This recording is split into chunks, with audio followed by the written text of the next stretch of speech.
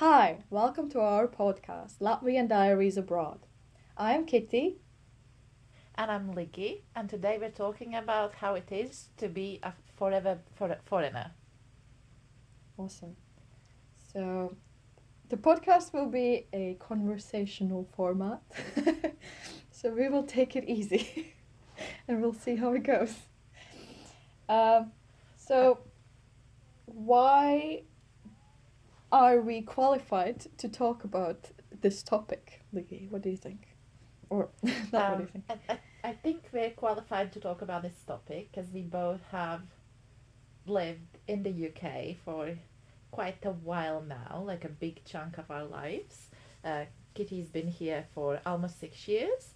I've been here for almost five.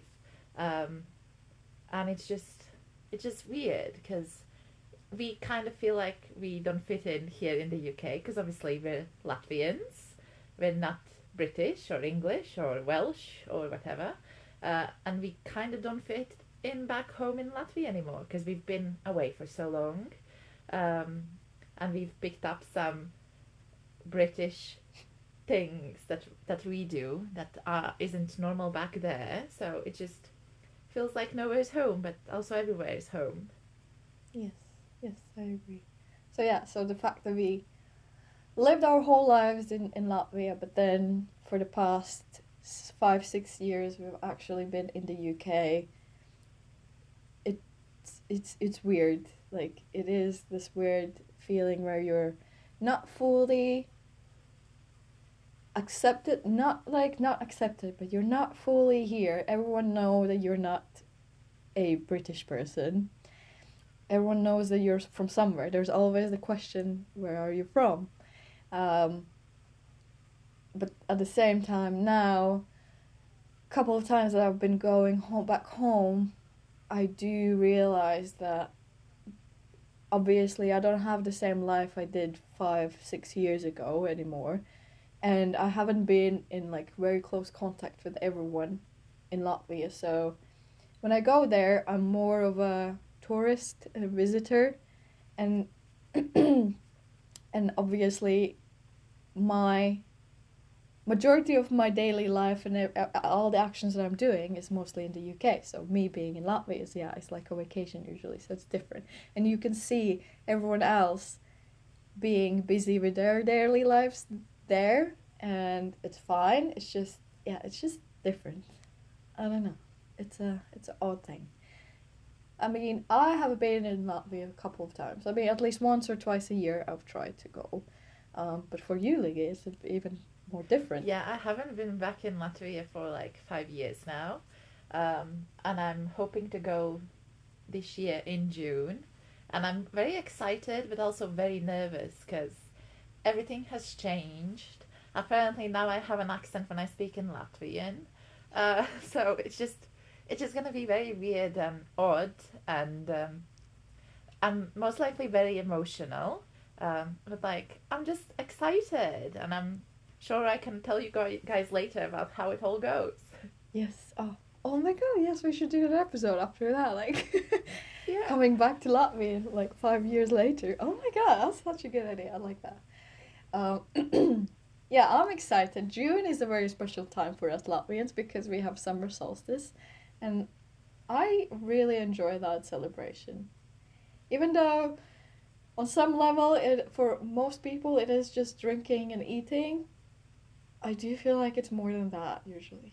I don't know. There's some. Yes, it feels very very like traditionally Latvian, even more so than Christmas, because we still do all of the like different flowers in our flower crowns, and each flower represents something else, and then the girls throw them in apple trees, and then like we have so many silly traditions to do with that and superstitions about it that obviously don't make sense, and but it's all fun, and I'm just very excited to experience like this, to go back to Latvia after 5 years and truly experience this Latvian tradition. And I think it's gonna be a blast. Oh, it's gonna be I'm very great. excited. Yes. Oh, that's good.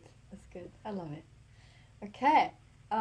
So, one item on our list what we want to talk about today is why and how we ended up in the UK. Do you want to tell your story, Liggy?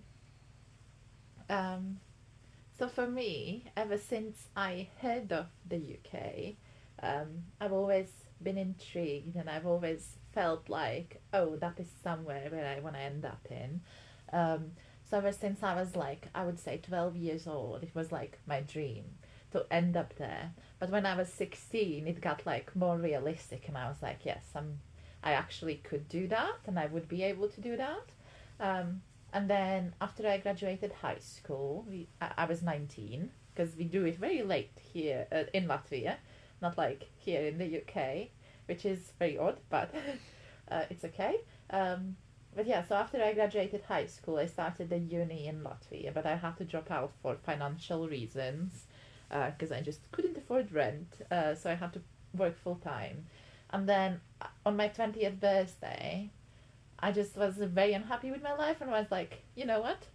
I'm just gonna do it. I'm just gonna apply to uni because I thought that's like the easiest way to move. Um, and after I applied, 3 days later, I was pretty much in. They must emailed me the next day and they said, hey, you have a place in Aberystwyth University, and I was like, yeah, I'll take it. And then I just bought tickets. I started packing, and I just moved, and I never looked back. And it was, when you think about it, quite stupid and scary because I had never even traveled to the UK or Wales. Um, I just thought, you know what? Life sucks. Might as well try something new, and I'm very happy I did. Um, so that is pretty much how I ended up here. Yeah. Yeah, that is that is basically jumping right in it. Even though you did think about it before, you always had this country in mind. Yes. Excuse my coughing. Uh, yeah, for me, it's quite similar to Ligi in the fact that I had never been in the UK before until I came here to study. Um, I don't know, it was just kind of random to be fair. When in the last grade of school, everyone had to choose, where are you going for universities and everything. And I saw this random leaflet in the library in school that talked about studying abroad. And something about it really, I don't know, I was just feeling like, yes, maybe I should try studying abroad. Initially, I thought about studying in Denmark or Netherlands because it was cheaper there and closer also to Latvia than the UK is. And and the fact I think yeah it was more about it being cheaper to study, like the tuition fees were much lower than the UK ones, for example.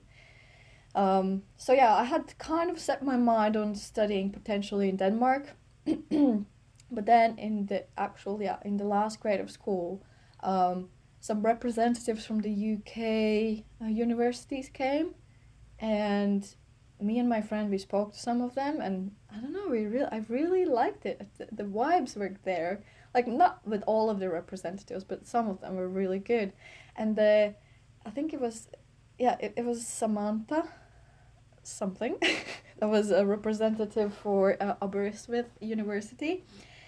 Um, really spoke to me deeply because the way she presented the university was that it takes care of its students, and that, well, obviously it's a very beautiful place by the sea, and it's in Wales. And another selling point was it's one of the safest places in the UK, which up until probably hearing that point I didn't even think about it, but I was like, you know what, I don't want to be murdered somewhere, so I might as well be in a safe place. But yeah, they positioned the university that yes, you can study and work alongside as well, and you won't be like kicked out of uni if you can't pay for your rent and you need to like work for your just for your survival, because there are some kind of um was it funds that you can apply for, or like just some extensions or whatever that will support you in the uni. And I thought it was a good point because I knew if I go to the UK, I'll go to Wales, I'll be there alone and I will have to take care of myself on my own. So that was very important for me. So yeah, I fell in love, and yes, I applied for it. It was a bit of a struggle. It wasn't as easy as maybe for Lingy. I wasn't the top student in school, but I wasn't the worst either. So I applied and I got unconditional offers. So I still had to work my ass off kind of to finish school well. And yeah, and then I worked all summer to save some money to go to the UK and buy the tickets. And yes, and ended up going. I think it was September something, 18 or 20th. I flew alone, the first time alone, first time to the UK, and yeah, here I am, 5 years and some months later, and my life, I probably couldn't imagine my life turning to be like this as it is now. So I'm also very grateful and happy for the decision I made. Yay! It was a long story, but I kind of like telling about the randomness of it. That initially I was thinking somewhere else, and now, yeah, yeah, the chances. It was literally like it's funny. Oh yeah, another reason was because Brexit was coming soon. So I would probably, if the Brexit wasn't coming so soon, I still would have gone for Denmark. But it was basically one of the last chances to come study here, while the UK is still in European Union. Yeah, I was actually a part of the students. Like my year was the like last year Yeah. of the like before Brexit actually happened, and the reason why I chose Aberystwyth University was actually because Kitty was there. So I was like, at least I'll have one friend there, because it was like very, because I did it like so up in the blue without thinking about it, and I didn't have enough money to apply for the student accommodation because you need to pay like thousands in advance, and obviously like Latvians, we don't earn that much money. Yeah. Like our minimum wage is like half at best at what you guys earn here, so it's just like a massive difference, and it was just hard. So I slept on Kitty's floor for like a month before I could find a place, and I was like pretty much working full time since I got there. Like on my next, like I remember I flew in, and the next day I already had to go to work, and it was like so odd. But yeah, I loved it, and it turned out great. But yeah, so I still had to like work full time and do uni full time, which I wouldn't recommend anyone to do Oh yeah. because it was very tough and it killed my grades. And if I had to do it again, I definitely wouldn't, and I would look further into like funds and grants. But you live and you learn. Yeah, yeah, that is true. McDonald's saved us. Yeah. So yeah, I think I was yeah, I don't think I was working full time, but it was around 20 to 30 hours a week at least for me to have enough money to pay rent and to eat. And well, for me, I didn't even get the job initially. Like for 9 months, it was kind of I don't know what I was surviving on. I was like I had you this it could be another episode how to survive on no money or like how to go out and party on £5 a week allowance and still get drunk at a club and everything like crazy times, crazy times. Anyways, it's been good. Okay. um I don't know. There's not an easy way to segue in this, but um, like we're just gonna go through the points that we want to talk Yeah, about. we're gonna go through the Yeah, I think it's useful. It helps. So, what were the biggest differences did you see between the countries or the people and culture and everything when you arrived in the UK? So initially, I was like so surprised that this is gonna sound very like stupid for people who have actually experienced mountains. But when I was in the bus to get to Wales, I was like, oh my god, there's like hills everywhere, and it's like Latvia is such a flat country. Like we have nothing. Like we have nothing there. It's just flatness and forests everywhere and lakes. Like it's don't get me wrong, breathtaking. I love it there, and it's like so picturesque. But it's just like I noticed the hills and I like to call them mountains, but like they obviously aren't. And I remember I saw that and I was like, wow, I'm already in love. Um, And then obviously the like beaches. Like I have never seen like stony, pebbly beaches in Latvia. Like we have sand everywhere. So that was like kind of like a thing that I was like taken aback. I was like, wow, why Mhm. are there so many pebbles? Yeah. Yeah, it is so different. It was definitely weird. Yeah, I agree. Yeah, and the Mhm. seasons here, it feels like you guys here don't have seasons. Like it feels like it's either spring or autumn and nothing in between. Because like in Latvia we have proper summers with like proper heat that you are basically melting inside. And in winter we have snow and minus 25 degrees and it's just like amazing. And we have like snow for 5 months. Like we actually have winter and summer. And here it feels like it's always autumn or spring. Oh yes. Yes, I agree. Especially, I feel like, I mean, summer, sometimes there is like a good week here where you really feel the summer. But winter for sure. I don't know. It like I think well, I don't know. I never thought about it actually. Like I thought the probably the weather is going to be very similar to Latvia. Even though obviously we're not located in the same like uh, line on the globe. I don't know why. So it makes sense that it is warmer here, actually, and the fact that it's an island. Um, Yes. but yes, I agree. Well, oh my God, yeah, the mountains. Ah, getting to Wales was amazing. I think I was just well, I flew to London, then I took a bus. I think I stayed over the night or a couple hours. I had to wait for a bus in the morning to go to Birmingham, and from Birmingham I took a train to Wales. Uh, and yeah, in the train, wow, I was just amazed of the views. I couldn't stop looking. I was just, oh, it was so good. And the weather was also very interesting. It was kind of raining, kind of sunny. So there were these, oh my God, how do you call the colorful thingies? What are these? Rainbows? Yes, rainbows. I don't know. I always have the issue with this word. I don't know why. I don't know. Like, because the first thing that comes to my mind is in Latvian, and then it doesn't translate. It doesn't translate. No, it doesn't. Yeah, No. so anyways, there were beautiful rainbows between the hills, and I was like, wow, am I like in Ireland or something where there is this little leprechaun with a bucket of um, gold or something on the other end? It was just so beautiful. It was amazing. Um, Another thing I noticed, I think people seemed friendly, you know?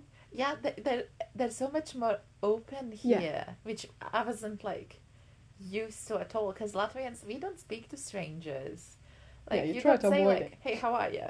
Like, nobody speaks to anybody. So it was like very, like, I don't know, refreshing. And I love that here. Yes. Um, and people are more understanding here as well. Like, you can be gay and Mm, you can actually be black and all these other things, which kind of paint Latvia in a bad color, but we're just. a little bit. I can't even defend it. Yeah. But yeah, it was refreshing to like be able to be myself and nobody would like really judge me for it. I found that very, I don't know, very emotional Yes, yeah, like in a yeah, way. actual freedom of your self-expression, whether it be your the gender expression or anything. But I could, yeah, exactly. What another thing I noticed was the how some people were really like I don't know, dressing really colorful or something. Like they were really showing up in the world, like and not feeling. I don't know. It didn't seem like they were worried about it, and no one was like looking at them very weirdly or anything. So that's Yeah, there's no judging here. yeah, yeah. It seems. I feel like there's Yeah. an asterisk Well, there somewhere. is, yeah, there's always somebody, but Yeah, it's not like as bad, I yeah, feel like, as back in Latvia. yeah. But It's then again, I very haven't been there easygoing. in 5 years, so I It wouldn't might know. have changed. Yeah, I do feel like the younger generations are just more open-minded in general, and it is the same case in Latvia. So, you know, it's a bit different.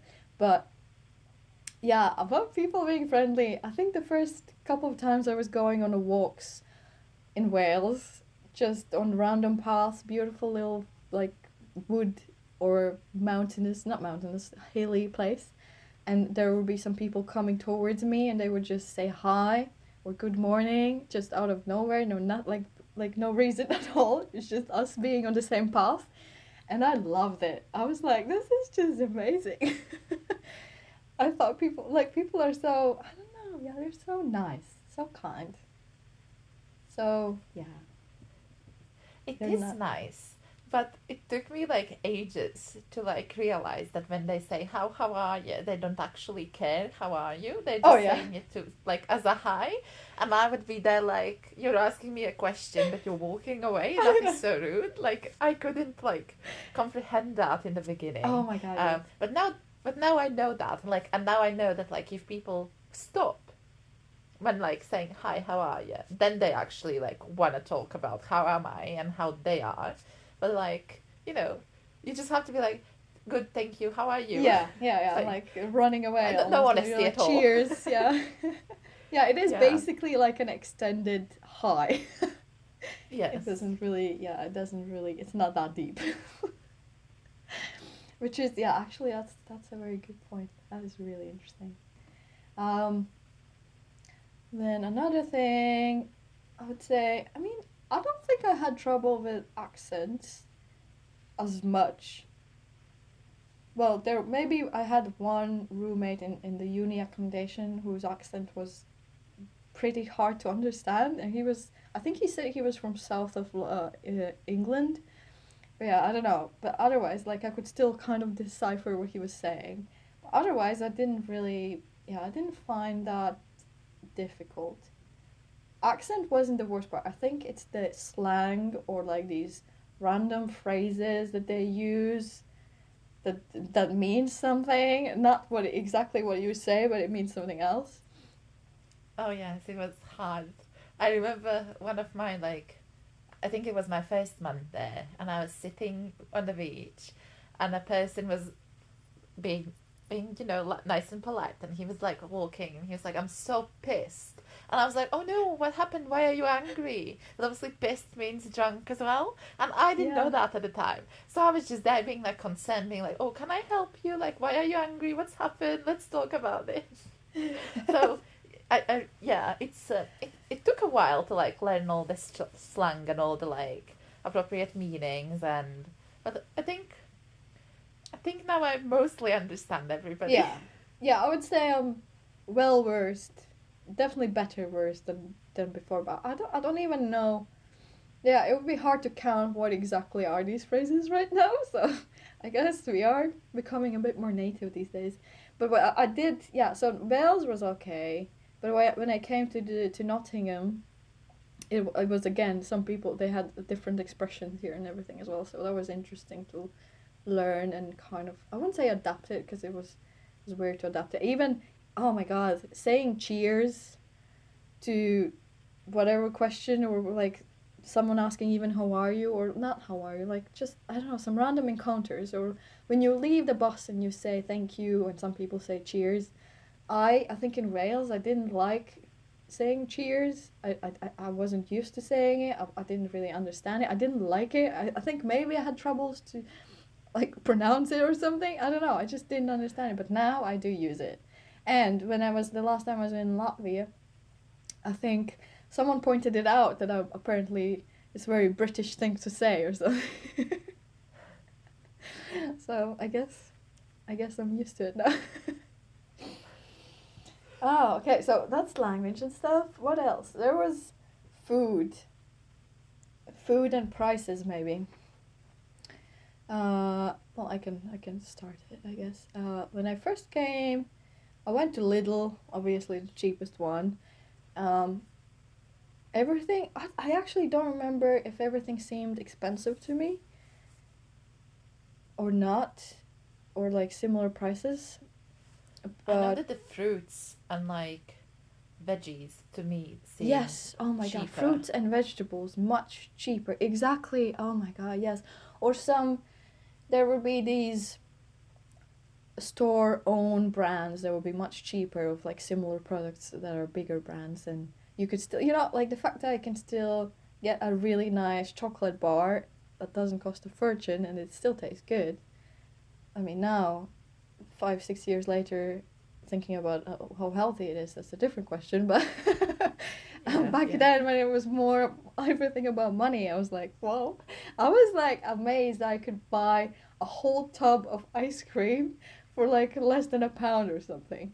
And it would last me for like a week or like a bit longer. And I would be so happy. I would buy for myself like the cheapest brand in Lidl or Tesco and keep it in my like freezer, and then every now and then I would just kind of scoop it up in my mug and go back to my room and watch Friends and eat the ice cream.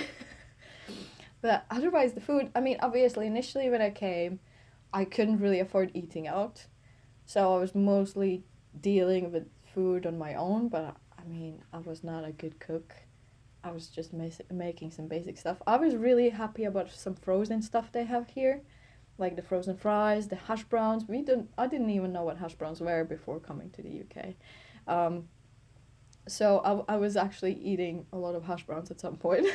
I would just eat it for, here it's more like a breakfast food. I was eating it for like dinner. And just like some sauces or like salad or like some vegetables on the side, and that's it. Yeah. Do you have something initial thoughts? Because I think the longer you live here and the more you start eating out, I think that also is another. Oh yeah, it's different. Yes. Yeah. In the beginning, it was just like, I don't know. It was just hard because it was like, I don't know. I felt like overwhelmed by choice, and obviously, I remember in the beginning, I had no clue of the brands, no clue of the stores, because we don't have any of the chains here. Like Lidl has now opened in Latvia, but it's not even like a British owned store. That I don't think. I think it's owned by Germans. But still, I was just like, I've never heard of these stores. I don't even know what's good, and now I have to make all of these choices, Oh, and yeah. it was like just so overwhelming to like experiment and like try new things, and it was just overwhelming. But like pastries, I think Latvian pastries are better. And we have a bit more dairy products. Like we have proper cottage cheese, proper sour cream. Because I feel like here they taste different. Not that I could eat them now, because like I'm totally lactose intolerant, so it doesn't matter. But like in the beginning, I was like, oh, I just miss like boiled potatoes with cottage cheese next to it, like just like staples of Latvian food. Yeah. Like when you're poor and that's all you can afford. Like I miss those kind of like bits, but it's fine now. Bread. Now we have beans on toast. Yeah. Oh no, I'm not very. I mean, I have had it, but I'm not. I wouldn't say I'm the biggest fan of beans on toast. I don't know. I just don't. It's a interesting combo. See, I even ate them in Latvia, so I feel like I've truly been British all my life. Oh, that's very interesting. Yeah. Yeah, by choice, and I think I was amazed at the fact I can afford like fruit and berries, even though they are still quite pricey here.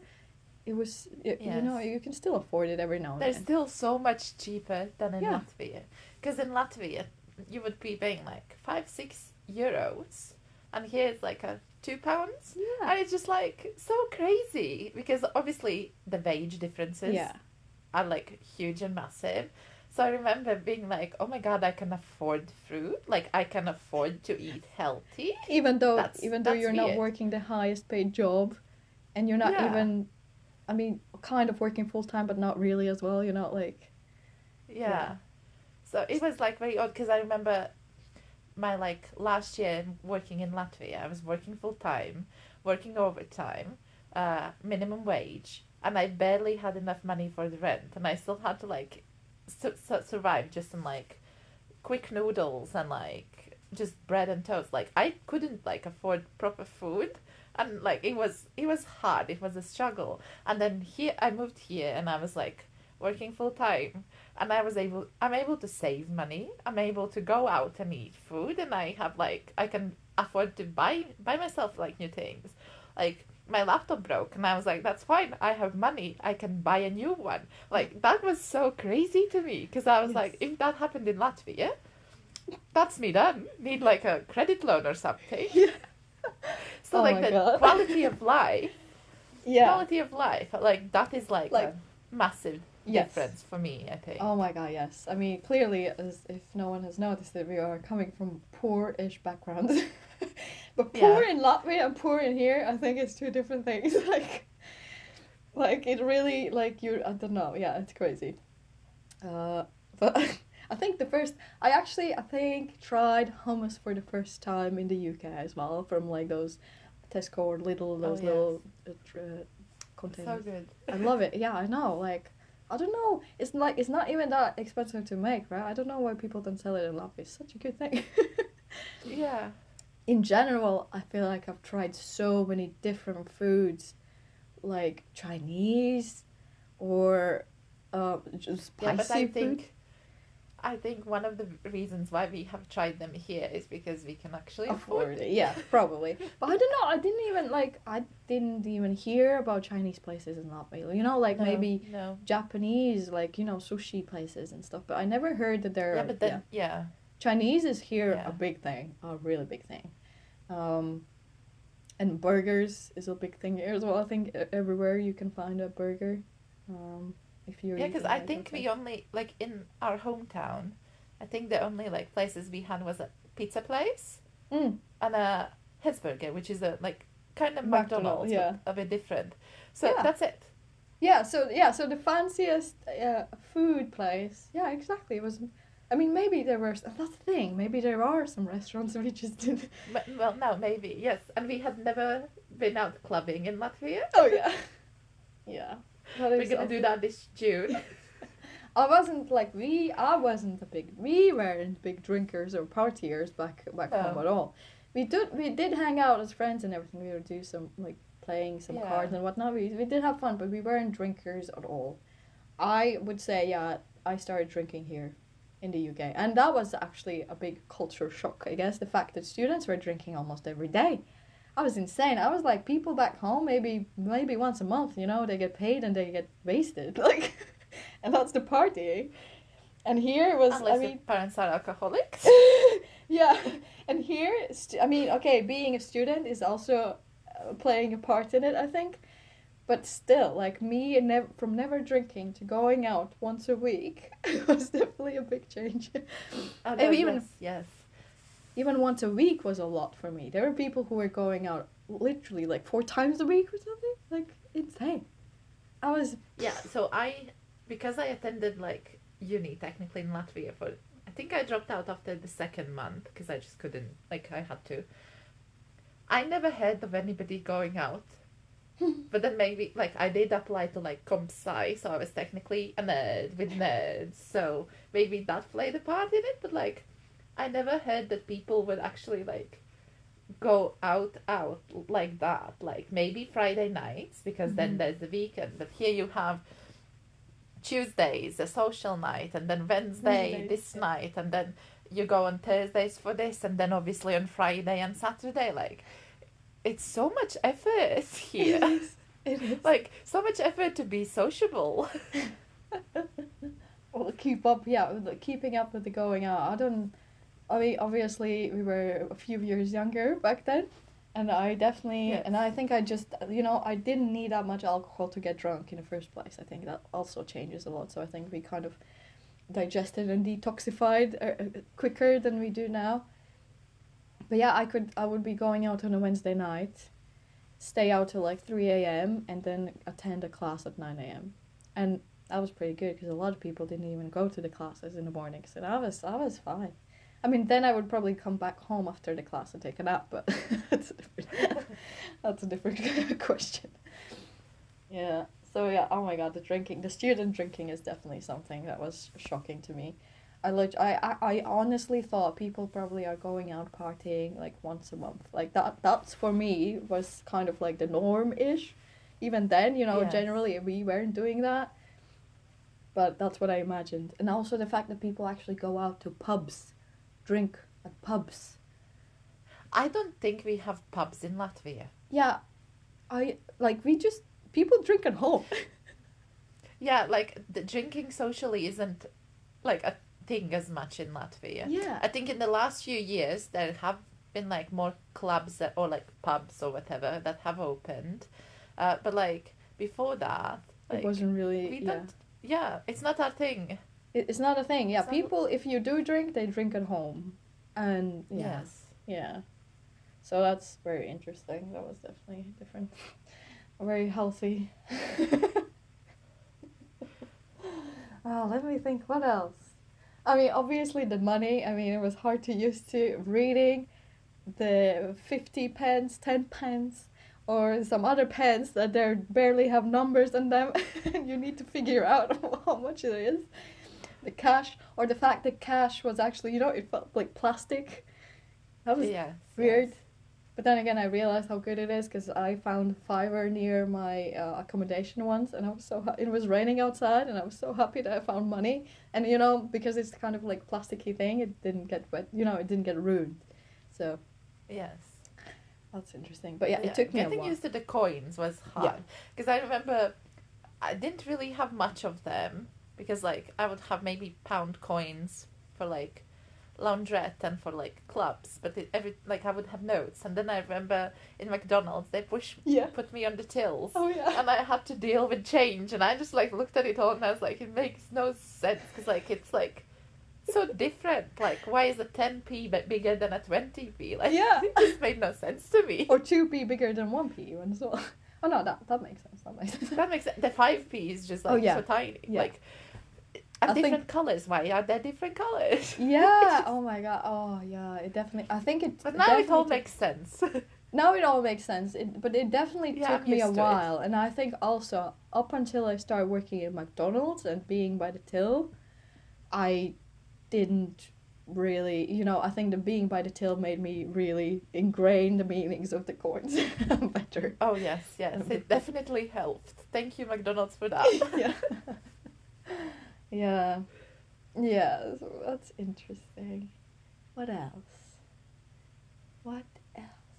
I think uni in general as well. You can tell a bit more about it because you actually studied in Latvian university, but like from my knowledge and understanding and hearing from other people's experiences, students in Latvia are working their asses off actually studying almost the whole day.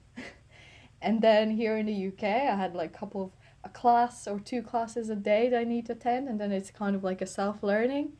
And if you're smart enough, you kind of can get away without like really reading that much on this self-learning time. So yeah, interesting. Yeah, yeah. The uni in UK is definitely easier in Yeah. some ways because I don't think the reason why I had to drop out of uni in Latvia was because I had to work full time.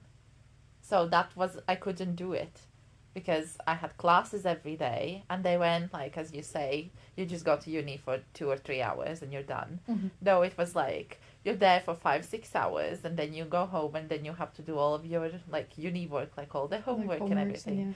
But here in UK, I was able to work full time, attend uni, have a social life, and I Study. still had extra time for like whatever I pleased. So it was Yeah. it's like it was just like so different. But yeah, I don't know. Yeah, in Latvia there's just like more time you have to spend in uni, I feel like. Yeah. Yeah, you actually are in classes, I think, and everything. But Yes. yeah, I don't know what did I want to say. Yeah, I definitely. I mean, I don't want like it's not like. Well, I do think it was much easier to study here than it would have been in Latvia. That's all I'm gonna say. Cause yeah, I don't know. That's crazy. Probably the way we studied here, I probably wouldn't even finish uni or something. I don't know. Like, I don't know if it would be possible. Yes, that's very interesting. I don't know. Is there anything else that comes to your mind right now with the differences? I don't know. Like for me, it's very weird to see like daffodils and tulips out right now, but it's because it's like February or like they were even out in January. But I think it like ties back to it being like always Weather. spring, so Yeah. it kind of makes sense. It's just for me, I'm used to seeing daffodils and tulips maybe May. in April if we're lucky. Yeah, yeah, I know, right? Oh yeah, I think the season bit. It took a while. It like I wouldn't say it was hard to adapt, but it was always like holy moly, like how is it like flowers outside already? Exactly in February. Like, how is that possible? It's just hard to imagine. Or even when I just arrived to the UK, it was end of September, and in Latvia it was still kind of warmish, but you know, it was turning to get colder and colder. And obviously, that's what my mind was set to in the UK as well. But now, a month later, I'm still like wearing like a very, very thin jacket outside. Like, and I'm fine, and Yeah. it's like it's warm, and everything's still green. Yeah, you don't really need like winter clothes here. You can get away with one jacket and that's it. You're Yeah. sorted for the whole year. Whereas in Latvia, you need to layer and layer and layer. Yeah, the only thing here is that you should get waterproof stuff. I think that's the only suggestion. Yes. But yes. even then, like, yeah, coming to the UK, everyone's like, oh, it's always raining, blah blah blah blah blah blah. But while I was living in Wales, it didn't seem that big of an like it didn't feel that bad, except like obviously in the winter time. I mean, it wasn't snowing here, but it was obviously always cloudy and raining. But that was probably the only time I really saw it, how much it was raining in Wales. Otherwise, it was it was normal. Like it didn't seem too overly crazy. But now living in Nottingham, it does rain a lot and it is cloudy a lot.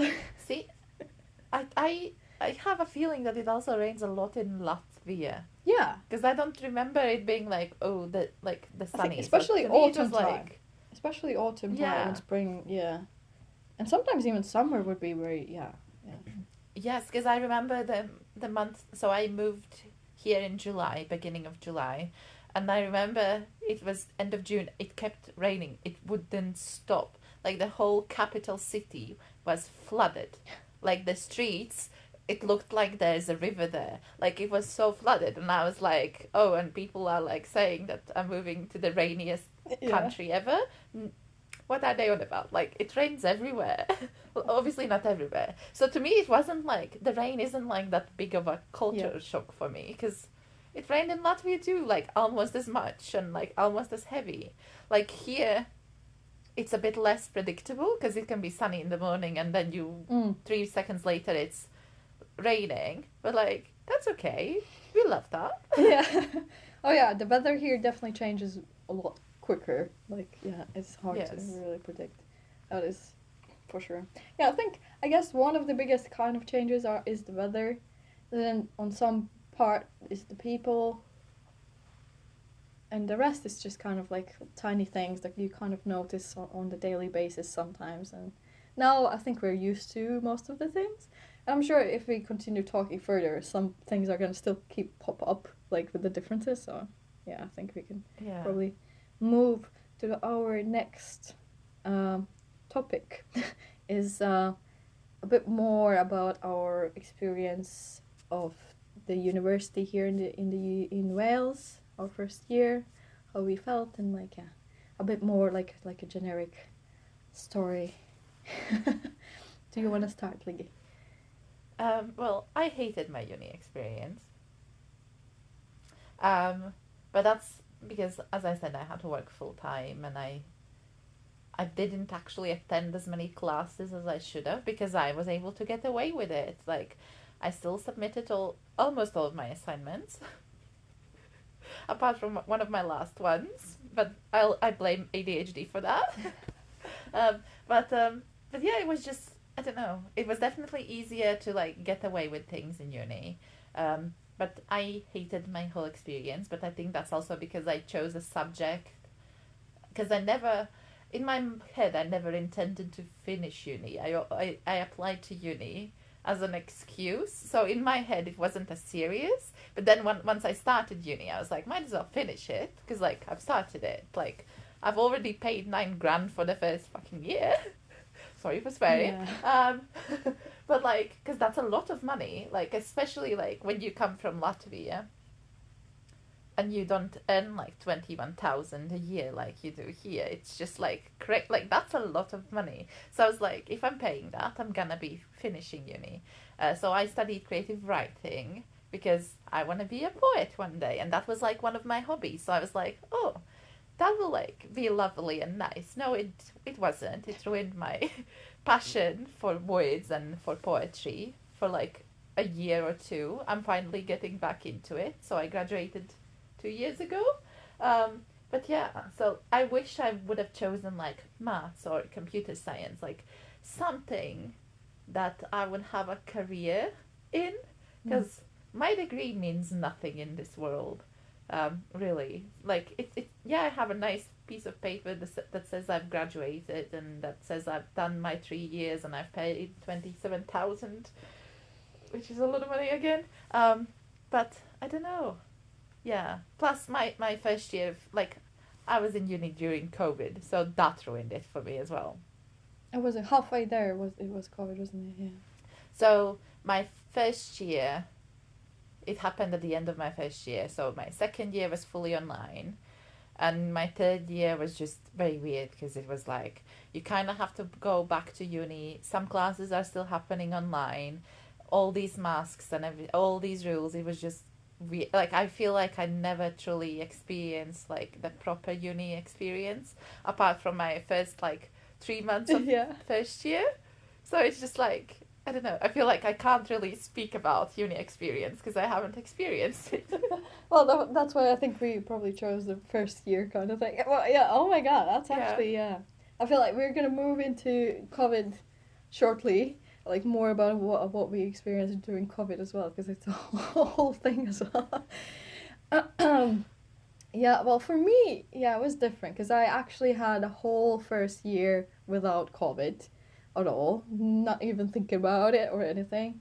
Um, for yeah, I think I it was fine. I was worried about my language actually a lot. If I will be able to communicate and actually, like actually write full on assignments, full on English, and anyone's gonna understand them. It's not like I had good grades in English in Latvian. It seemed to be fine, but I wasn't obviously as confident or fluent as I thought like someone would need to be when you're studying in English. Um, but when I was going, like socializing with people or going out, and I mean I don't know if people just being kind or something, they actually said that my English is good, and that was boosting my confidence. Um, I was kind of like slightly not believing them, but also like feeling good that they are saying that. So that was nice. And after the first assignments, I mean, yeah, I think I realized that it's not that bad. Obviously, maybe my English wasn't the best, but I mean, I got good grades.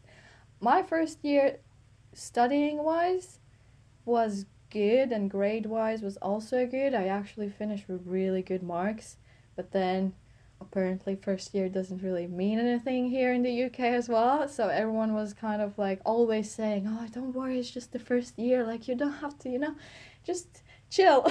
Like you don't have to be stressed about it." But I don't know. I just wanted to like have good marks. I don't know. I was kind of working for it, and yeah, obviously my first year experience in uni was also highly impacted by the fact that I lost my dad just a month after I actually moved to the UK. So, that was I feel like that could be also really a whole another episode about just grief. Um, but weirdly enough, it was extremely painful, and I couldn't understand it at first as well. And it was one of my fears that something really bad is gonna happen while I'm away. Um, I think my protection mechanism for myself was not to really think about it and kind of really like tap into the uni life. And at that point, a month in, I already felt like I was starting to build some good connections with people, and I was like actually enjoying my time.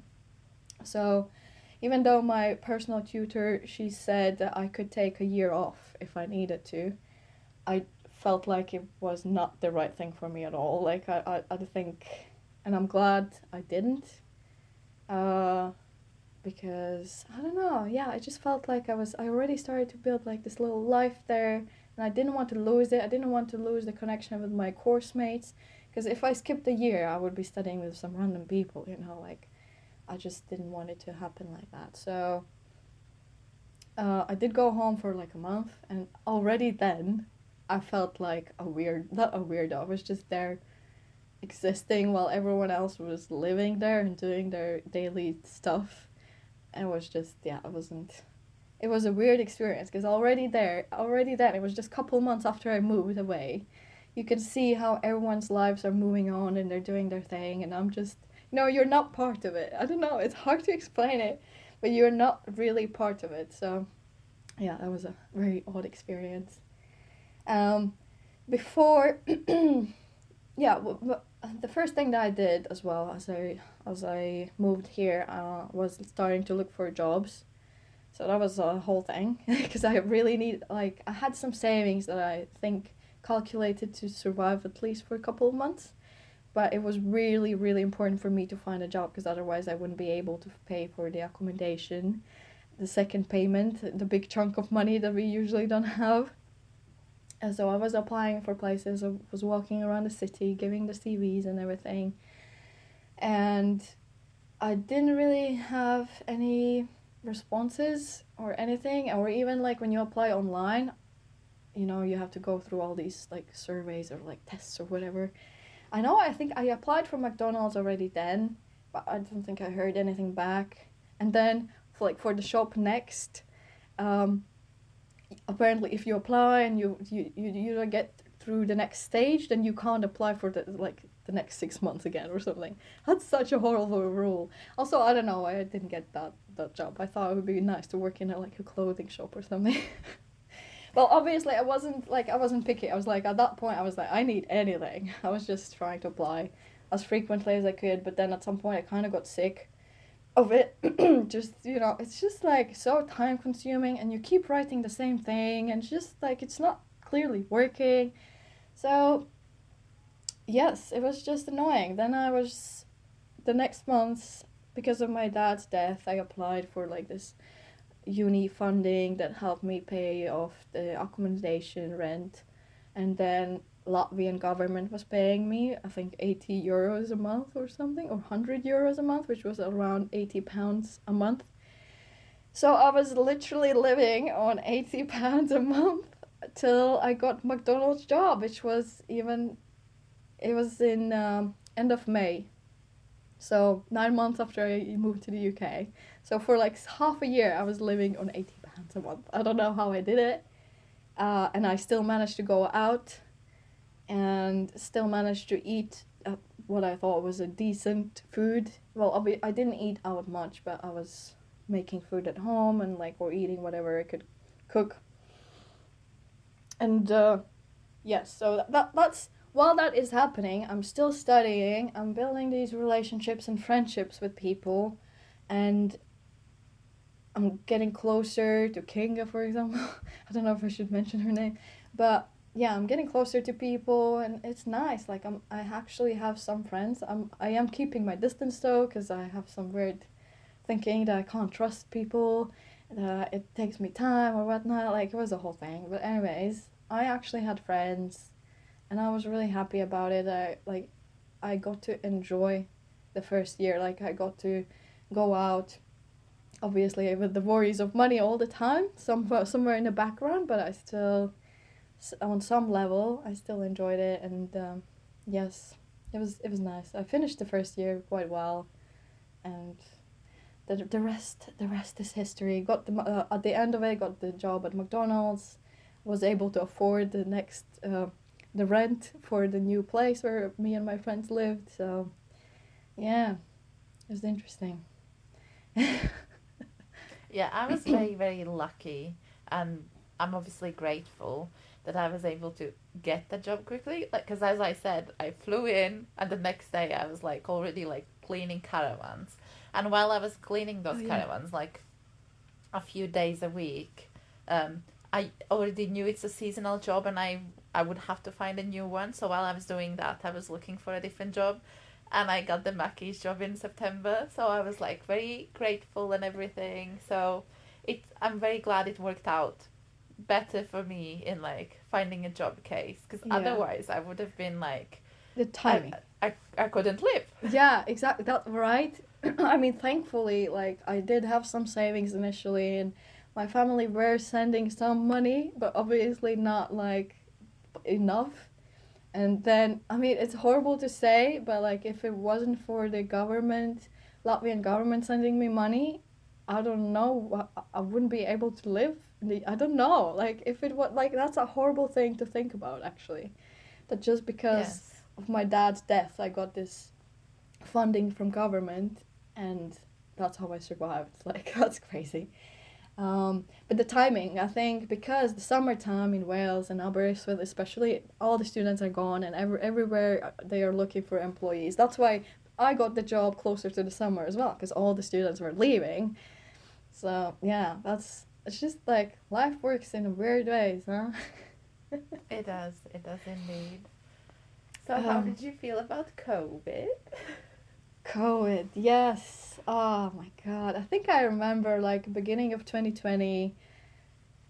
I think a couple of weeks in January, I think they started kind of mentioning it somewhere or like talking in news or whatever, and everyone was kind of making jokes and memes were around it, and we were kind of like, yeah, it's kind of like it's a thing that's somewhere, but it's like it's nothing bad, right?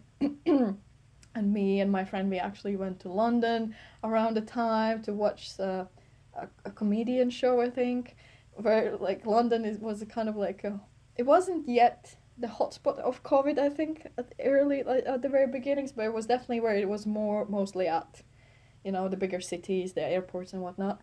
So yeah, we weren't really worried about it until it kind of it got real when what was it, Boris Johnson was announcing it on news that everything's going in lockdown, that no one knows what's gonna happen, but yeah, you shouldn't really leave your house or whatever. You should wear masks and all these different restrictions, and there were some changes almost every day, I think. Yes.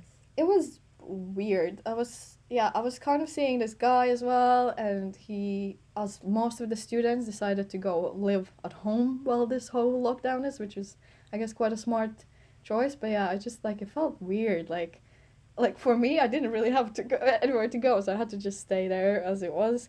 I was very worried, uh, for a couple of weeks about the money, the fact that they're closing everything down. So how am I like how will I be able to pay rent if I'm not earning any money? Thankfully, and I am extremely grateful. Not sure how they did it, but the furlough in the UK, that saved my ass as well again. Yes. Yes. Yes. It was very scary because I remember when they announced it, I was just starting to see this guy, and I was at his, and I was like, great, I don't know what to do. And then we kind of decided, oh, I'm just gonna live at his for a while, which, in hindsight, that was the decision I've ever made. Um, Not a great start to a relationship, but I don't know. Like it was very scary, and like I don't know. It felt like a crisis, and like Yes. usually at crisis you're together with the family, and I don't really have a family, so I just felt even lonelier than ever. And I was just like still worried and like keeping up with the news in Latvia, keeping up with the news in the UK. And it was just like a whole mess, and it was so stressful, and you couldn't go to work. And yes, I'm grateful they paid for furlough, but it was just like so much uncertainty, and you Yes. didn't know how long it would last. And in the end, we were on furlough from like end of February till I had to go back to work in June. So that's Yeah. like 3 months. Like Hmm. that's crazy. Like we did nothing for 3 months. We just sat inside. Yeah. Like So did uni like online, yeah. and No, not it was really. so Even I weird. think it was. Well, kind of. I guess there were some. I think there was a pause for uni for like a month until they figured something out. I think, Yes. and then it was weird because exactly I feel like there were some news updates coming every day for a while, and even after that, after it kind of settled down, that they were like, okay, you can't leave the house really unless you're like exercising or something, and you have to hand sanitize, you have to have a hand sanitizer with you all the time, you have to have a mask and everything. Oh my God. Oh, I think one traumatic experience was going for shopping when they introduced this one-way system, and me and Oh my yeah. flatmates, because you could only be with the people that you live with, so me and my flatmates, we went to shopping, and it was this one-way system. That was, I feel like that was the most stressful time of ever. Like that was crazy because, you know, like the products, certain products are only in one place. You're not gonna get them again later down the line. So it was crazy. I think it was such a weird, surreal, scary time, and uncertain, and also it felt a bit stupid at points. Like me and my friend went for a walk outside because you can go outside if you do exercise, and we sat down on rocks by the sea where no one else was, I don't know, within like 15 meters around us, and a police told us that we can't sit because it's not an exercise or something. Like what? Now knowing what happened afterwards, right? Like it's just insane. It's insane. Yes. Yeah. Otherwise, for me, I don't know. There was something because the uni was kind of a bit chiller, and the fact that we don't have to work, we had so much more time, didn't we? I think we watched a lot of TV, obviously, but me and my friend, we kind of started doing like this routine. We started exercising a little bit, going for walks, trying to go for walks every day or something, and like we actually we got healthier. I feel like on some level. Well, we were dieting a lot as well, so it's a different thing. But like I think there was this routine feeling that we were doing so many good things ish for us that we could do at the time. Yes. So yeah, I would say, besides worrying about money and the fact that there's this horrible illness out there that might kill us or something, I was quite happy with it, and I was a bit not upset, but I wasn't really keen on going back to work. But yeah, I had to, as Liggy, start back in June with masks and screens and everything everywhere, sanitizing all the time. Yeah. See, I think I was the opposite. I think the lockdown, like, it was so bad for my mental health. Like, I think I was so depressed. I've never been, okay, I have been more depressed than that in my life, but it was just like such a low point for me. I also gained so much weight because I was like doing nothing. Because I usually like go for walks and like I walk a lot, but then I felt like I couldn't because like all of these stupid rules, like you can only be outside for an hour and you can do this and you can't do that, and it was just like so stressful that I don't know, but it was like a very bad for me and my mental health. But so I'm very glad it's over, Oh yeah. and I hope it doesn't happen again. Oh yeah. I think yeah. I mean, even though it was like relatively nicer experience for me, like I'm sure I can't remember specifics about my mental health state at the time. I actually don't. I feel like it's kind of erased or something. Like I don't like I can't call back how I really felt. I imagine I do. I think I potentially was crying a lot actually before bedtime or something, but that was mostly probably about boys or something at that time. I don't know. I think that was like that was taking some mind space for me, or maybe that's how how my therapist was explaining it as well on some level. Maybe that's how I was kind of taking the whole stress and everything out or something. You know, I was directing it to something that's more explainable than this random crazy illness that no one's really seeing and like all that. So yeah, that was. But yeah, I was definitely sick and tired of it already after those 3 months. I think it was just kind of like, wow, how long is it gonna take? Little did we know. Yeah, it took ages. Yeah. Yeah, I feel like last year, so 2023 was actually the first full on year that didn't have anything to do with COVID, I think, wasn't it? I think it's because I think the year before there was a little bit of something still happening, some kind of people like To trying be to be honest, careful. all of the years have all mixed up for me, Yeah. so I Oh, have yeah. no clue. Me neither, actually. It's hard to tell. But I think you are right, because I worked in McDonald's for 2 years and then I swapped to M&S, and then I remember when I was in M&S, because I was working in the cafe, we had to follow some COVID rules around the Christmas time, because then it Yes. got worse again, and yeah. So I think you are right. Last year was the first year that like That's insane. nothing major happened. Is it? But well, not like that. Like nothing Oh. major to do with COVID. Yeah, relating to COVID, yeah. Yeah. Well, we also have a bit of experience to talk about what else happened in the world while we were still in Yeah, uni. Or well, I had finished uni actually at the time, but was it? It was 2 years ago, so it was still COVID times as well, wasn't it? 2 years ago, yes. So the war in Ukraine started, and if anyone knows about the history of Eastern Europe and Latvia, you know that like it's like it definitely brought some generational trauma triggers, I think. Oh yes, yes. Um, it was scary when it all started. I was genuinely when I saw I think the first news articles or something, I spent hours just following what's happening and I was feeling extremely stressed, felt like crying, I felt sick. I actually felt genuinely scared for Latvia. Actually, I was Yes. like, "Oh my god, like what's going to happen?" What's like I was just Oh my god, those were stressful times. Thankful. I mean, I don't know if therapy helped in regards to this issue itself, but I started therapy around the time when the war started, so it was intense. It was definitely intense. I don't know. I was actually crying a lot as well. And you know what? I couldn't similar to when my dad died actually.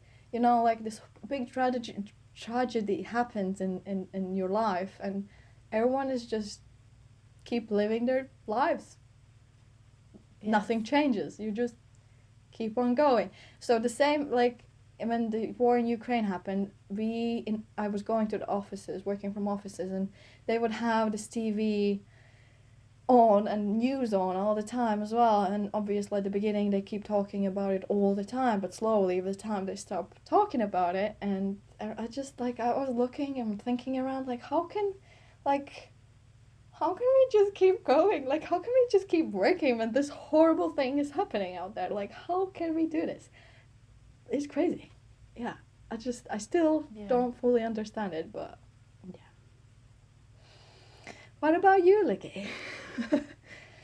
Well, for me, I actually have some relatives in Ukraine, and I did spend a few summer months there as well with my family. And the last year that we were there, I think it was 2016. I could be wrong about the year because I can't remember them very well anymore. But it was the year that Russia took Oh, the like Corinne. first part Yeah. of Ukraine. And I remember somebody was like, we were kind of scared because we didn't know what's gonna happen because like, it's not like you can predict that something like that is gonna happen at the time. And I remember somebody was shooting fireworks and we thought it's guns and we were like, that's it, we're gonna die. So that was the like last year that we were there. And obviously nothing that majorly bad happened. So 2 years ago, when everything kicked off and like all of these news happened, I kept watching Sky News live before bed. As soon as I woke up, I kept asking like my mother because I don't really have any contacts for my like Ukrainian relatives, so I kept asking like my mother every day, are they still alive? Is everybody still safe? And it was just very traumatic and like stressful and very bad for my mental health, and like I was technically not even like affected by it like Mm-hmm. firsthand. Like it's like I'm safe, I'm in a safe place, I still had my job, I still had my roof over my head, like nothing, I wasn't in danger. But then you would also like read all of these articles, like Latvian articles about how scared everybody is, how they're running out of salt because people, Mm-hmm. just like when COVID happened with toilet paper, they just started stocking up on everything. Like my mother even like was like, oh, I'm buying salt, I'm buying oil lamps just in case the war breaks out. And I was just, I don't know, it's just like panic, but people were like honestly scared. Yeah. And because obviously I work in M&S, I have my flag on my name badge so they can see that I'm Latvian. Well, if they know the flag.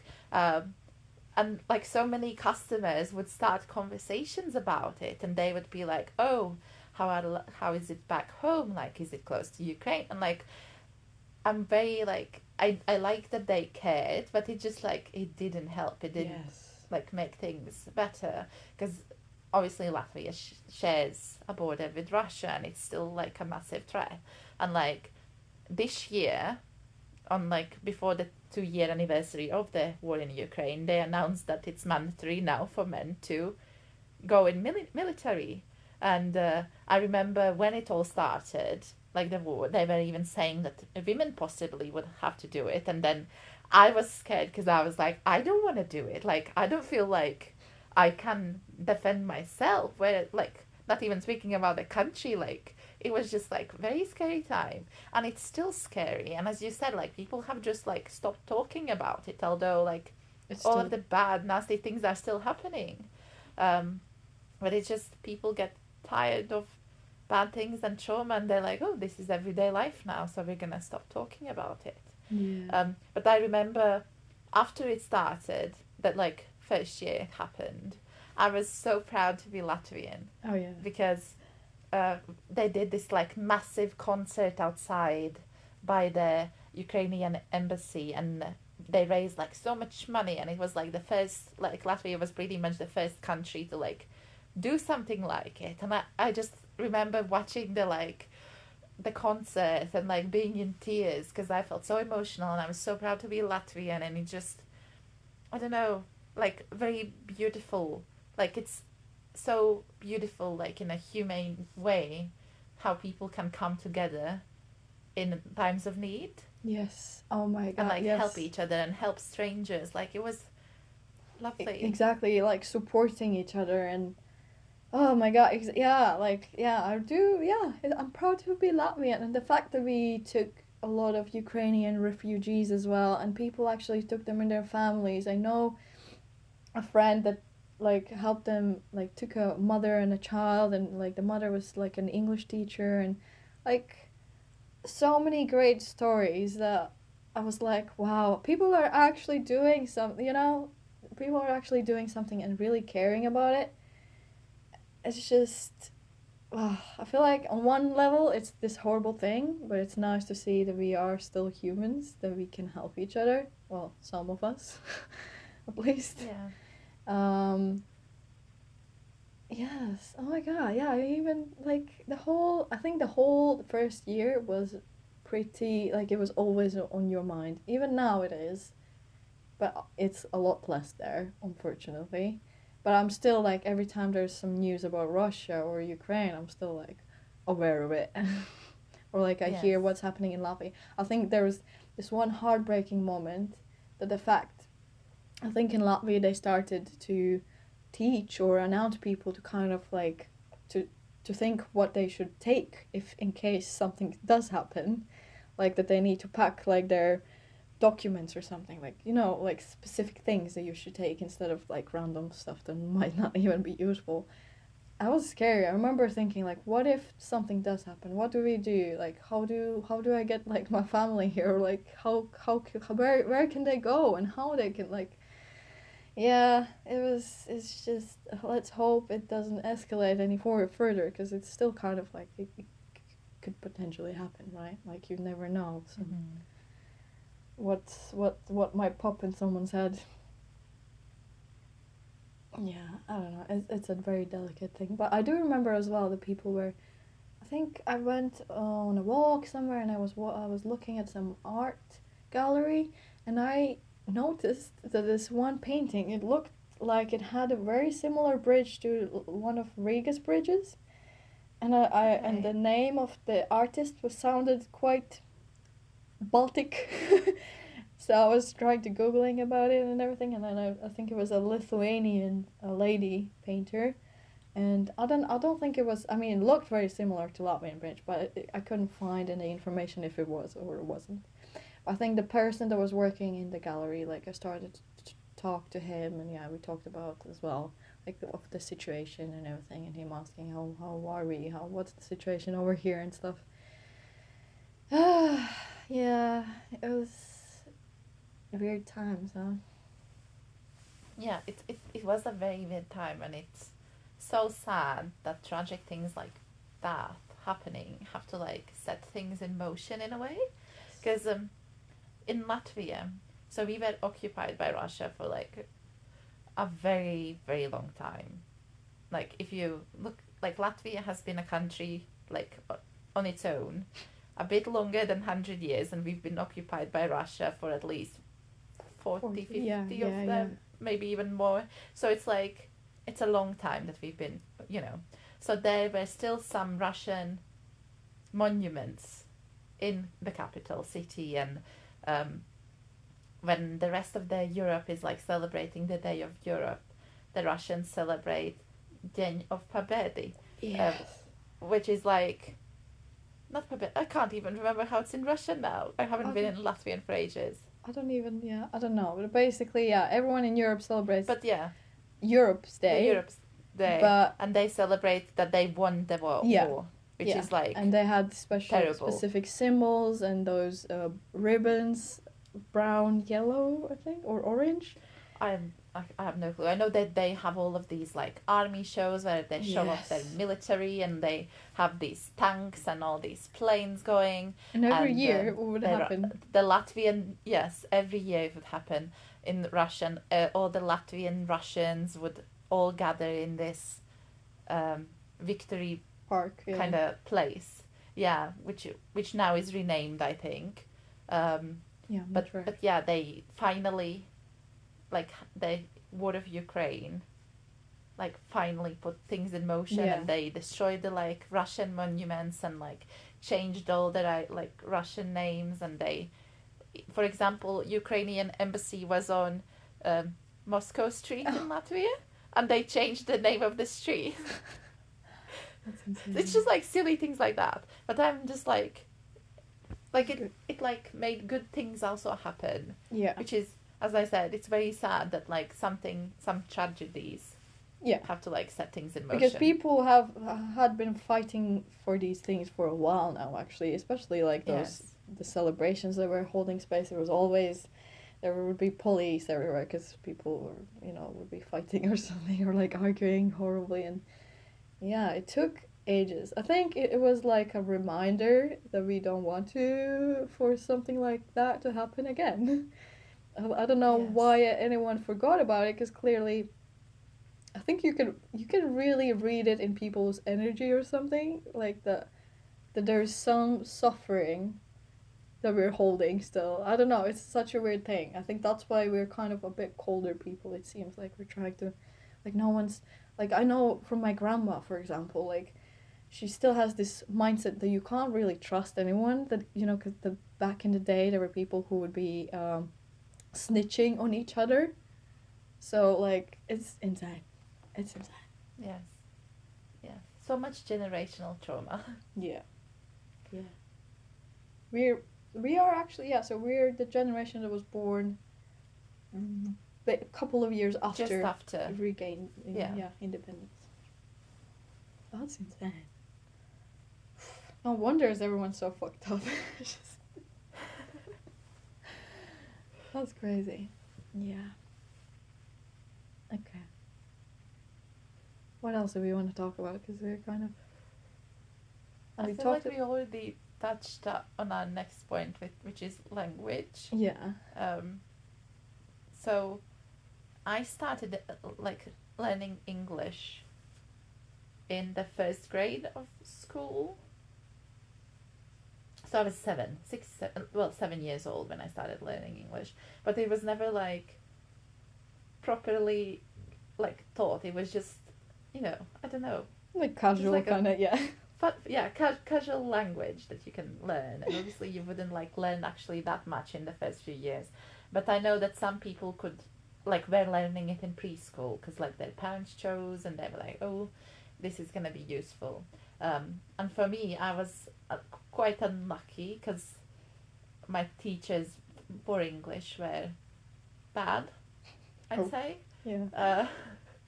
Oops. And they changed. I remember I had 4 teachers in 1 year of school because they just kept changing, so we didn't learn much. And then when I had a proper teacher, because we had to do exams at the end of grade 9, I remember English teacher sat me down and she was like, "You're never gonna pass your exam. Oh my Your god. English is so bad." And I remember that like it sounded like so scary to me because I obviously always had this dream of living in the UK that I was like, oh my god, my teacher is saying that I can't even properly speak it. Like how am I gonna achieve this dream? So what I started to do was I read books in English, like that's all I did. Listen to music in English and watch TV shows in English, and that is like how I taught myself English. And then I remember I took the exam and I got 100%. And my teacher was like, see, I taught you very well. And I was like, no, you didn't. Did you tell her that? But yeah, but it was, no, I'm too nice. But it was like very hard to like learn it as well. Because in the beginning, we were taught American English. Yeah. And then they kind of swapped in the middle to Did they? like British English. At least for me in my state gymnasium, they did in the like last three maybe Didn't we? 5 years. They swapped to like British English because they were like, oh, we're gonna. But because all of my basics were in American English, I was still like, is it movie or is it a film? And just like, it's just words like that. And also I remember pants. I was like, so pants, are they trousers or is it underwear? Like it's still like all mixed up in my head, and I still don't know which is which one. I know how to write apart from the color grey. I can never remember which one is the British and which one is the American one. One of them has an A and one of them has an E, Really? and I don't know Oh my which one is God. which one. Oh my god. It's just I'm gonna silly struggle things with like this that. word now. I didn't even think about it. Oh my god. But yeah, that's something I always have to Google. I'm like, which one was which one? But yeah, it's just it made it hard for me to like learn English and like understand it properly. Um, because when I was learning it, I didn't think I would come to UK and actually study English. Because technically, when I did creative writing, I had some English literature courses, which was so hard because I was constantly compared to like English people, and I was like, English is technically my third language, and I'm just there struggling and like constantly feeling stressed because my grades weren't as good, or I wouldn't understand things the way that they would. But then I had to keep reminding myself that I am a foreigner and that I am doing very well for myself, even though it wouldn't look like it by my marks or whatever. It was very hard. Plus alphabet, because phonetically they say it so differently in English, and we have some extra letters in English, and we have some extra letters in Latvian, but we have 32 or 33 letters in Latvian, so it's just so weird. Yeah. Yeah. I don't know. Between us two, I always thought you had the better English, so I don't understand. But especially you said ninth grade. I'm sure you probably had better English than I did. Oh my god, yeah. I think ninth grade was kind of like um a breaking point or something. I think for the English. Yes, But I think yes. I actually think I started English around second or third grade for some reason, because in my school they didn't have it or something. And I remember initially it was just being hard, and like you're learning those words and vocabulary. I don't know, you being a child, it's not very. I don't know. I don't remember it being as the most fun class. But when I changed schools and we studied together, that class was a bit more fun because we were doing some projects or something, but it wasn't. I was extremely scared. I was extremely shy. Oh my god, yeah, I was definitely really scared of that. And obviously, my like me learning English was never really. I mean, even in general, school in general wasn't like a big thing for me for the first like I don't know until like I was 12. I was just kind of cruising through whatever, and then I Yeah. changed schools again, and I befriended a friend who was really keen on getting good marks all the time, and slowly I kind of adapted a similar behavior that I needed to learn and actually get good grades, which I think on some level it was a good influence, because otherwise I don't know where I would be. But English, yeah, oh my god, I was scared of that lesson. I don't know, I was always, in general, I feel like in general I was a shy, really introverted and scared little kid all the time, and thankfully I had at least one friend that I could like talk to during the day and stuff, but like otherwise I wasn't. And yeah, I think until like I don't know, when did like at some point YouTube became very popular, and my friend started watching all these like bloggers and vloggers Oh yes, and that the helped makeup our artists. English as well. Yeah, and makeup artists and whatnot, and she was like suggesting me to watch some of the stuff, and I remember watching some of the first videos in English, and my brain just hurting from the fact that I couldn't understand what they were saying. Like, I remember being like it being such a struggle. But over the years, it becoming a bit more popular, I would start watching it even more, and then would be watching also English shows or whatnot. And my understanding of English definitely was better than speaking or writing, I think. Like reading and listening was better than yeah, speaking and writing. So I think also sometime before the ninth grade exams, I don't know if my teacher said anything, but I know I was really anxious. I couldn't fall asleep. I would be so stressed all the time. um, but I don't know. She said that I should like try practice talking more. So what I started doing was we had a dog, so I would go on walks with our dog, and there was this meadow nearby the house I would go to. And as soon as I would enter the meadow, no one else was there usually, it was just me and my dog. I would start speaking to myself out loud in English just to practice speaking. I would probably try and talk like what happened during the day and whatnot. And yeah, and I Yes. don't know, it was like, I did it for months. I don't know how long exactly, but I definitely did it for months, and it kind of it kind of got stuck to me. So every now and then I would just still go there and talk to myself, like even after the exam and stuff, just to practice the English. So yeah, Mm. that was very interesting. I think from there on, speaking wasn't still very much practiced in anyways, but I would still like I would keep watching all these English content. Well, mostly again American. I actually wasn't Yes. I didn't really like the British content on YouTube. I know there were some bloggers that were British. I liked their accent, but I didn't really like watching them so much. So I just kept with my Americans. See, I think I was the opposite when YouTube became popular. All I watched was YouTube like vloggers. I Yes. think that's why I fell in love with this country as well.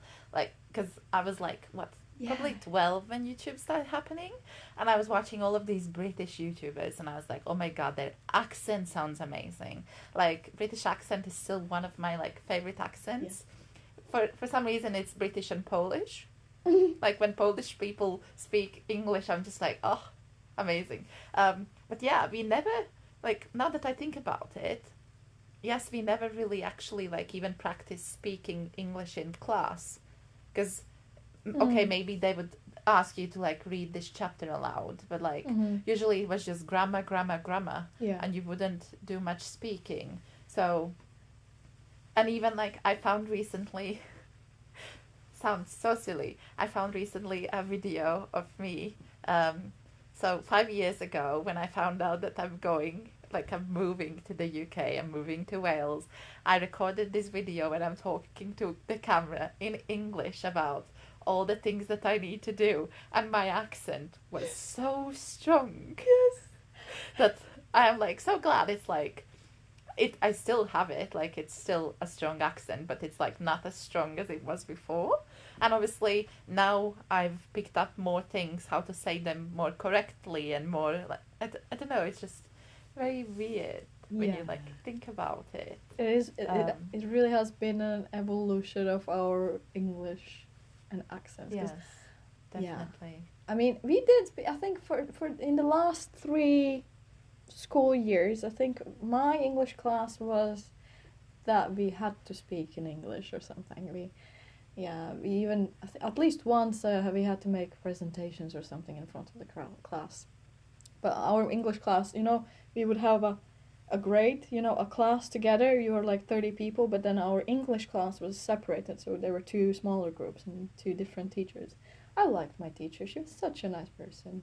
She wrote me I a liked my teachers too, But I don't think it helped Oh yeah. that my English teachers had such strong accents as well. Mm. Because my English teacher, when the Latvia was occupied, she was actually a Russian teacher. Oh. Like she was teaching Russian language. So she had this like the most specific like English accent that obviously I'm learning from her how to speak and how to pronounce things. That did not help at all.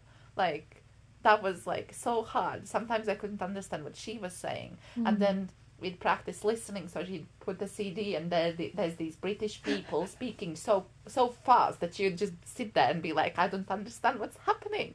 Like, how am I meant to understand?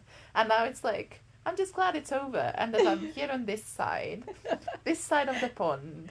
That's crazy, And like actually. most yeah. of my day happens in English, and like I don't even think about it, and I don't get as insecure about it as often anymore. Oh yeah. It's just like sometimes when meeting new people, I'll be like, "Is my like?" There's just some days when I feel very insecure about my English, but it doesn't happen as often. I remember in the beginning, as you said, Yes. it was like so big on my head because I was like, I haven't actually like properly spoken English for like a long periods of time.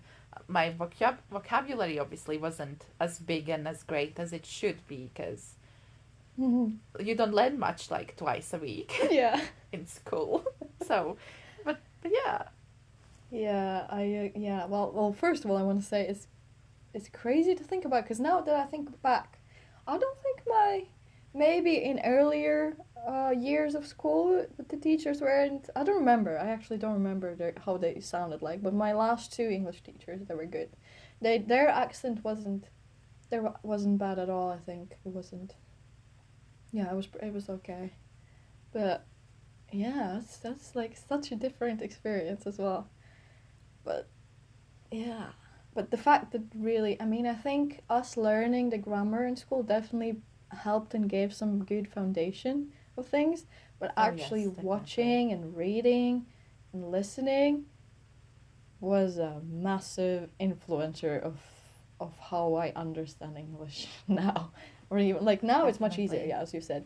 The beginning, I think the first 3 years I would still have these moments like, oh no, I don't know how to speak English. Oh no, like I would feel awkward or uh, insecure about my language and accent. Although now that like, yeah, I would say I don't like Latvian accent for me. So that's why I'm trying to adapt the more British one because British accent is very beautiful. I think. Um, but yeah, other than that, now it's much better. Yeah, most of the time is in English now, isn't it? Yes. The thing that I find very weird right now in life, um, it's gonna sound so odd, but now, like, you know, how on Instagram or like YouTube you have these reels that like pop up and you don't know what's gonna come next.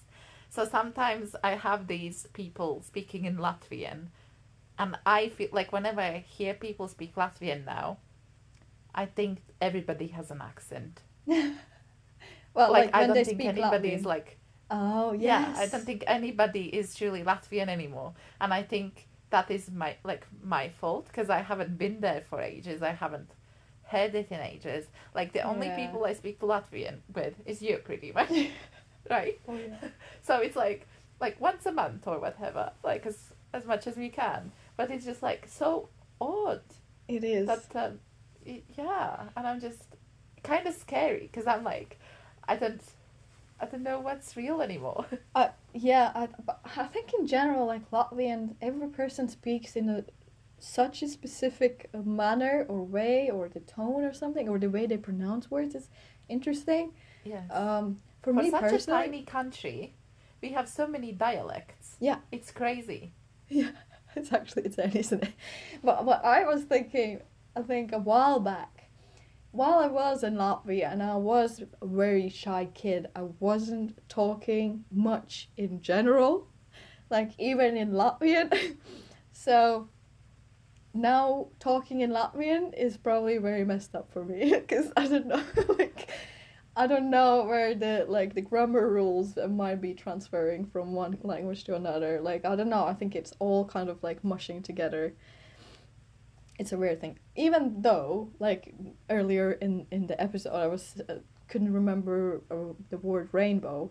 There are times where only Latvian word pops in my head, and I cannot, for the love of the God, like think of the English version of it. I mean, obviously, in times like that, I would translate it if I know it. But sometimes I would be like, I know this word, but I can't really say it in Latvian or in English. So like, it's a tricky one.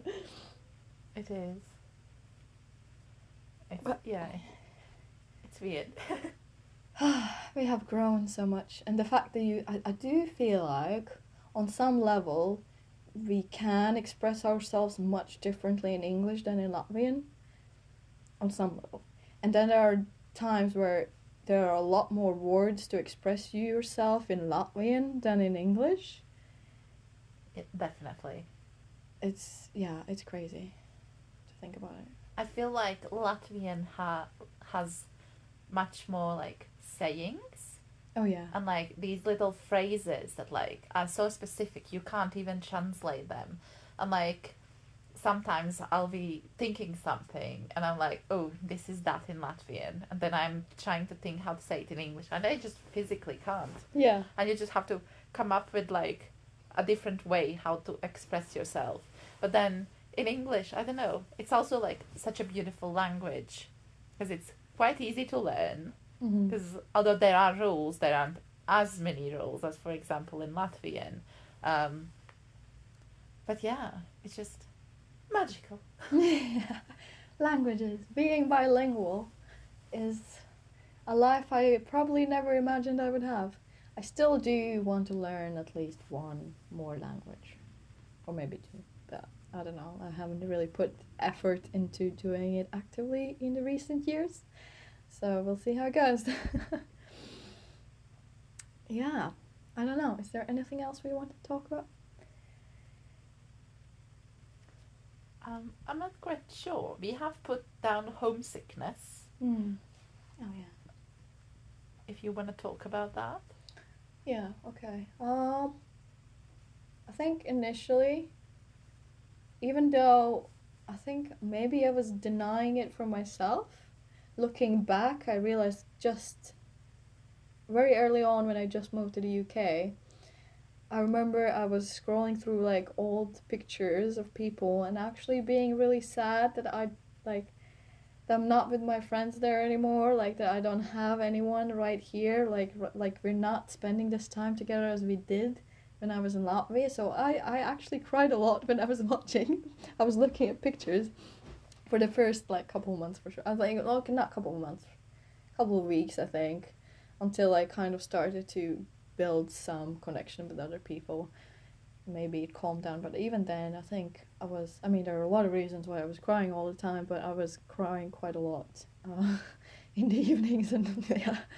um, Otherwise, homesickness, yeah, I do miss food sometimes, but now that I've been to Latvia a couple of more times back, I mean it's nice to eat it, and it's nice, and I sometimes cook something of sorts home here as well, but it's not like I'm craving it all the time.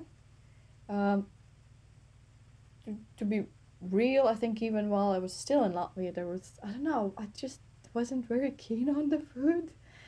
I don't mean it in a bad way, but I think it was very heavy all the time. That's how I think the Latvian dishes and everything were.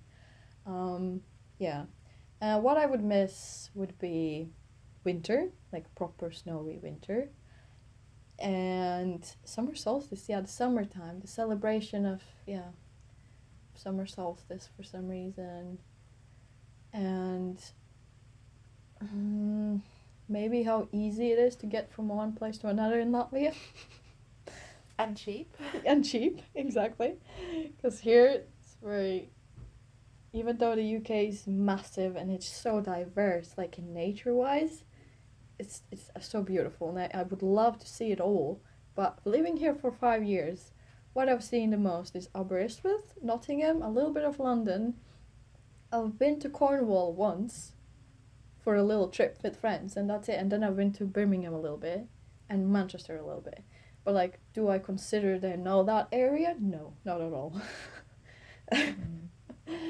Like, yeah, but it's not easy to travel around here unless you have your own car. But even then, I think it's like long drives. So, yeah, I think besides people, but even now after 5 years and meeting them every now and then when I go to Latvia, like the connection is still there with my friends back home. It's quite easy to kind of just catch up and like talk about our lives, which I'm really grateful for. Uh, but yeah, there isn't as much daily communication as there was, back in the day. But yeah, I don't really feel homesick on daily basis. I think I don't. Yeah, for me, I tend to only feel homesick like a few days a year, and it's just like very odd for me because I don't really have a family. So it's just like this feeling of like sadness, and I think it's not like it's not really homesickness that I feel. I feel like the best way to describe it is as feeling like you're not fitting in, because I don't really fit in here. I don't fit in back home.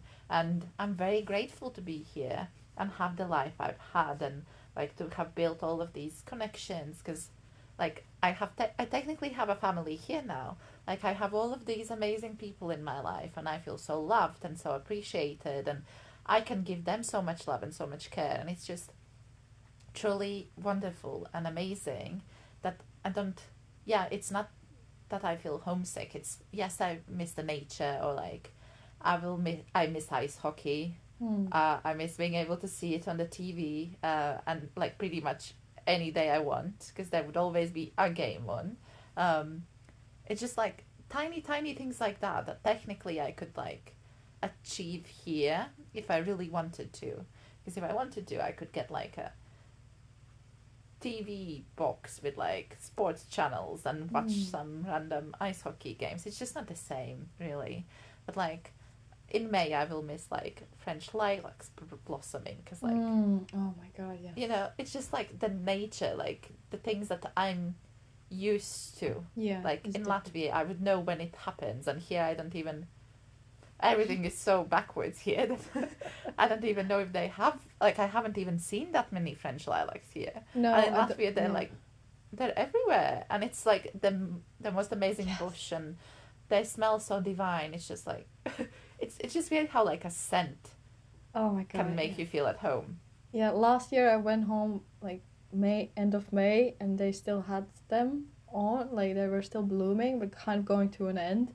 Oh, it's the most, yeah. Oh my god, I really missed that. I Yeah, really missed that. That's crazy. Ah, beautiful.